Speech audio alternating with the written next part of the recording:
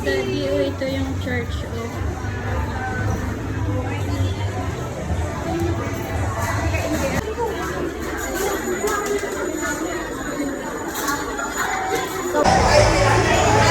Ito, Dad, oh.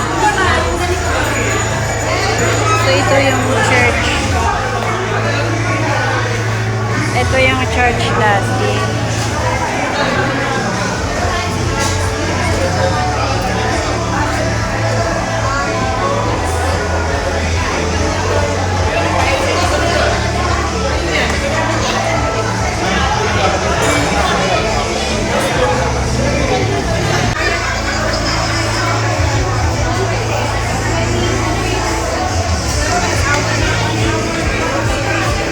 Visitor ako dito, Dad.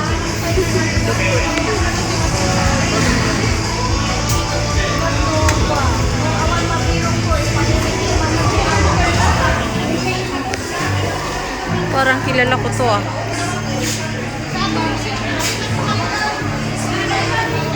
So intensive.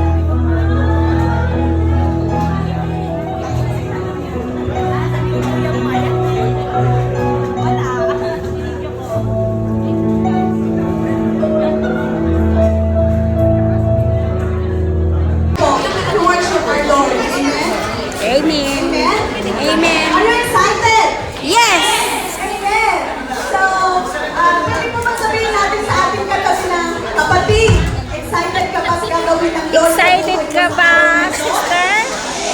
Yay!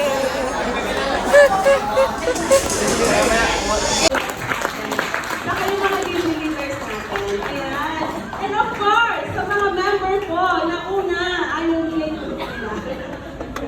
Tama po ka? Pero ngayon po love nyo na yung group nyo. Amen? Parang wala pa akong marinig. Ngayon po love nyo na yung group nyo. Amen. This is Abu Dhabi. Amen. Sit back and relax lang po kayo. You are in the right place. Amen. Dahil alam po natin, wala pong aksidente sa Lord, no? Jesus Reigns Ministry po is committed. It's a caring church po, committed for winning souls and make disciples. Ayan. Amen po. Amen. Okay, marami po tayong activity for today. So yung day po natin is part of our sige, basahin nga po natin. Ignitable. Tanungin nyo nga yung katabi nyo.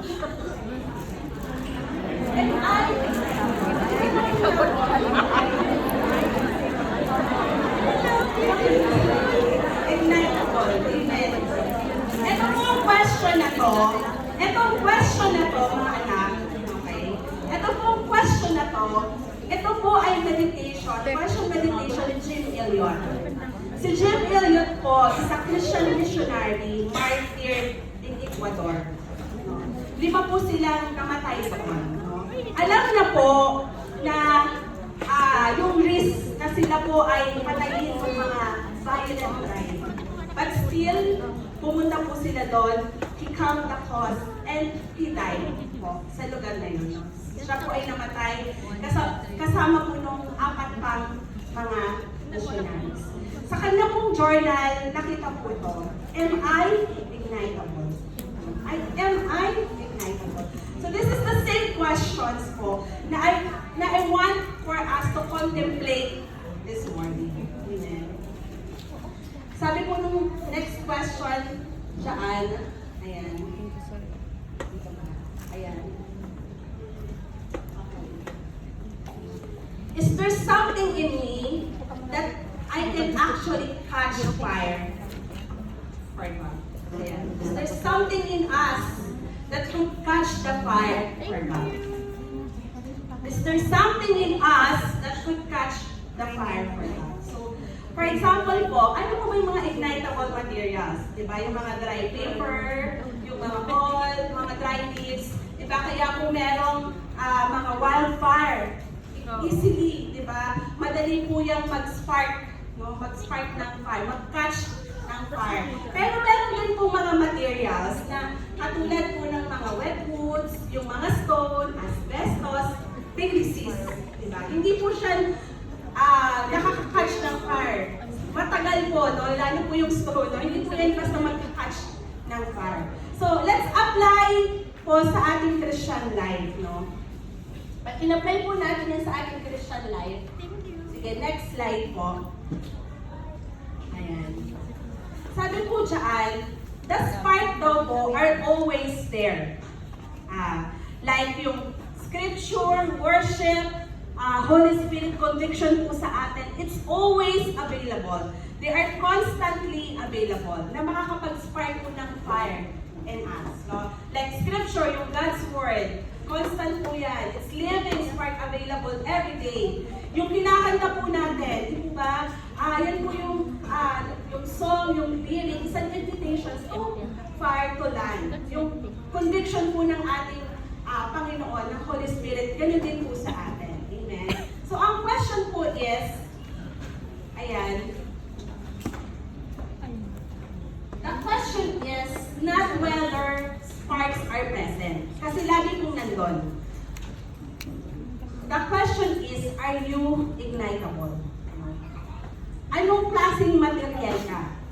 Yung material ka ba na ignitable? O yung fire resistant?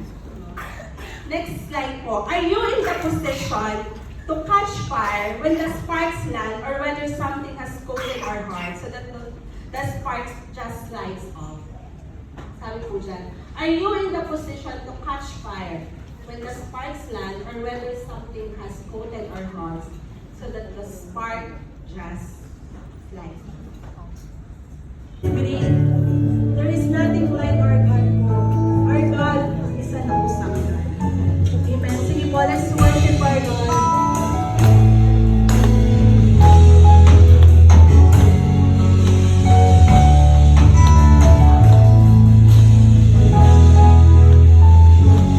God is great, give him all the praise. Hallelujah, name above all names.